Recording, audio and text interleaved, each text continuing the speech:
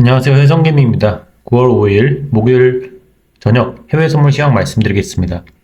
우선 방금 전에 9시 15분에 비농업 고용지표 발표가 있었고 9시 30분에 실업수당 청구 건수 및 기타 여러 지표들이 발표되었는데요. 우선 9시 15분에 나온 비농업 고용지표는 크게 하회하면서 침체 리스크가 커지는 이런 영향을 주었고 9시 30분에 나온 실업수당 청구 건수는 하회를 하면서 침체 리스크가 상대적으로 줄어드는 그런 지표가 나왔습니다. 이 두 지표들로 인해서 어떻게 반응했는지 보시면 우선 주식시장은 혼조세를 보이고 있고 S&P도 마찬가지고 채권 같은 경우는 크게 상승하고 있고 유로는 크게 상승했다가 재차 하락 나오고 있습니다. 이제 남은 지표가 10시 45분에 서비스 구매 관리자 지수, 마켓 종합 구매 관리자 지수 발표 예정되어 있고 11시에 ISM 서비스 PMI 지수 발표 예정되어 있습니다. 그리고 내일 중요한 비농업 고용지표, 실업률, 시간당 임금 발표 예정되어 있죠. 그래서 오늘, 내일 남은 기간 동안 어떻게 시장이 흘러갈지 지금까지 나온 차트를 통해서 한번 예측해 보도록 하겠습니다. 우선 나스닥은 현재 대파동 5파동 구간을 2022년 10월부터 진행하고 있죠. 현재는 그 중에서 중파동 4파동 구간이고 4파동은 러닝플랫 형식으로 끝날 것을 일단 예상하고 있으나 지금 어디까지 조정이 나올지는 확실치 않은 상태입니다. 나스닥 선물 차트로 보시면 7월 11일부터 하락파동 WXY파동으로 하락파동이 종결되었고 이후 반등이 나타났지만 재차 지금 조정을 겪고 있습니다. 이 조정은 크게 봤을 때 A, B, C 형태로 나타나고 있고 이 C파동은 이것으로 끝난 것이 아니라 지그재그 형태로 한 번 더 크게 내리꽂을 가능성에 대해서 대비해야 된다고 말씀드리고 있습니다. 그리고 이 C파동이 이 채널을 그리면서 하락할 수 있다고 말씀드렸죠. 오늘 횡보해주면서 이 채널을 벗어나는 모습은 보였지만 한 차례 더 내리꽂고 나서 올라갈 가능성은 항상 염두에 두셔야 됩니다. 지금 아래 꼴이 달면서 버텨주는 모습을 보여주고는 있지만 10시 45분 및 11시 지표로 인해서 한 차례 더 크게 하락할 가능성을 무시할 수 없습니다. 그래서 지금 조심해야 되는 구간이고 매수 들어가신다면 반드시 풋옵션 등으로 급락을 해칭하면서 들어가시길 바라겠습니다. S&P도 7월 중순부터 하락 WXY 파동을 마친 후에 상승이 나타났다가 재차 ABC로 하락이 나타나고 있는 것으로 보고 있고요. 이 지금 C파동은 여기서 다 끝날 것일 수도 있고 지그재그로 한 파동 더 떨어질 수도 있습니다. 제가 이전에 보고 있던 이 중파동, 3파동의 채널은 이게 하단, 이게 상단선인데요. 여기에 평행한 추세선을 하나 그어봤을 때 이전에 고점 및 저점을 형성했던 선이 최근에 이 지금 지지선으로 작용하는 것을 알 수 있습니다. 지금은 이 지지선을 깨주는지 버텨주는지에 따라서 단기적인 방향성이 정해질 것으로 보고 있습니다. 방금도 하락 나왔을 때 이 추세선에 맞고 지지되는 모습 보여줬거든요. 그렇지만 지지가 계속 돼준다고 해서 영원히 지지되고 올라갈 것이라고 보기는 어렵습니다.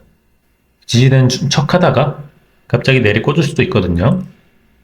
이전에 나스닥이 그랬죠. 나스닥이 이 구간에서 계속 지지되어주고 이탈되었을 때 바로 돌아왔으나 한번 크게 하락하면서 결국 돌아오지 못했습니다. S&P도 지금 구간 그렇게 될 수 있는 거 염두에 두시고 이 선을 하방 이탈한다면 한 차례 더 크게 하락이 나올 수 있다는 점 알고 매매하셔야겠습니다. 만약에 여기서 반등이 나온다면 1, 2, 3으로 치고 나가는 것인데 그것도 가능성은 있습니다. 그래서 매수 들어가시면서 풋옵션 사시는 거 좋은 매매 방안이라 생각하고 있고요. 또는 좀 더 지켜보다가 확실하게 상승 추세로 전환하면 그때 사시는 것도 좋아 보입니다. 나스닥도 마찬가지죠. 1, 2, 3으로 올라갈 수는 있으나 애매한 구간이고 급락 나올 수 있는 구간입니다. 골드 차트 보겠습니다. 골드는 3회 3파동을 23년 10월부터 진행하고 있고, 현재는 그 중에서도 부분파동 5파동 구간이라고 말씀드리고 있습니다. 이 5파동은 다시 한번 1, 2, 3으로 나아가고 있다고 생각하고 있고요. 이 3파동이 지금 다시 한번 1, ABC 2파동 이후 3파동으로 나아간다고 생각할 수 있습니다. 자, 그래서 오전 영상에서도 이제는 상승해 줄 것이다. 왜냐하면 조정을 충분히 거쳤기 때문에, 조정 기간이 충분히 나왔기 때문에 상승이 나타날 것이라고 말씀을 드렸는데, 그 후에도 지금 1% 정도 상승이 나오고 있습니다. 다만 골드가 이전 고점을 다시 한번 갱신해 줄 거라고 생각은 하지만, 큰 흐름으로 봤을 때 이미 3회 3파동이 거의 끝물에 가깝기 때문에 제가 어떻게 보면 조금 위험한 매매가 될 수 있습니다. 그래서 만약에 지금 수익을 보신 분이라면 천천히 분할 매도도 가능한 구간이고요. 매수를 대기 중이신 분이라면 충분히 조정했다가 상승하는 모습 보일 때 다시 한번 사볼 수는 있겠습니다. 유로 차트 보겠습니다. 유로는 2022년 10월부터 23년 7월까지 대파동 1파동 진행하였고, 대파동 2파동은 24년 4월 중순까지 진행된 후에 현재는 3파동 구간으로 보고 있습니다.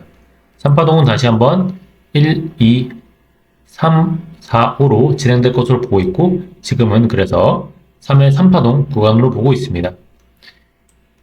그래서 지금은 3회 3회 4파동이 끝났을 수가 있고, 아직 한 차례 더 하락했다가 올라갈 가능성에 대해서도 보고 있습니다. 지금 이 추세선에서 저항받고 내려온 모습 보이고 있거든요. 채권은 강한 모습을 보이는 반면에 이 유로는 똑같이 침체 리스크가 높아지는 구간에서도 저항을 막고 있는 부분입니다. 그래서 저항을 막게 된다면 다시 한번 이전 저점을 깨주는 듯 하다가 올라갈 가능성에 대해 보고 있습니다. 그래서 저도 지금 올랐을 때 어느 정도 익절 진행하였고요. 다시 한번 내려와 줬을 때 다시 매수할 예정에 있습니다. 30년물 채권 선물 보겠습니다. 채권 선물은 23년 10월부터 12월까지 대파동 1파동, 이후 올해 4월 말까지 대파동 2파동, 현재는 대파동 3파동 구간에 있고요. 3파동 중에서도 3회 5파동 구간으로 보고 있습니다. 깔끔하게 지금 파동 카운팅 나오고 있죠. 그렇기 때문에 3회 5파동이 이전 고점은 넘어줄 거라 보고 있으나 바로 가줄지 조정받고 가줄지는 확실하진 않습니다. 보통은 그래도 조정을 어느 정도 받고 가줄 것이라고 예상하는 게 맞겠죠. 지금 20년물 채권 금리 차트로 봤을 때도 20년물 채권 금리는 23년 10월 말에 고점 찍고 ABC로 떨어지고 있는데, 최근에 이 10파동 하락 채널 하단에 닿아 있습니다. 그래서 지금 구간 저항 나오면서 채권 금리는 상승, 그리고 채권 선물은 일시적으로 조정받는 그런 모습이 나올 수 있습니다.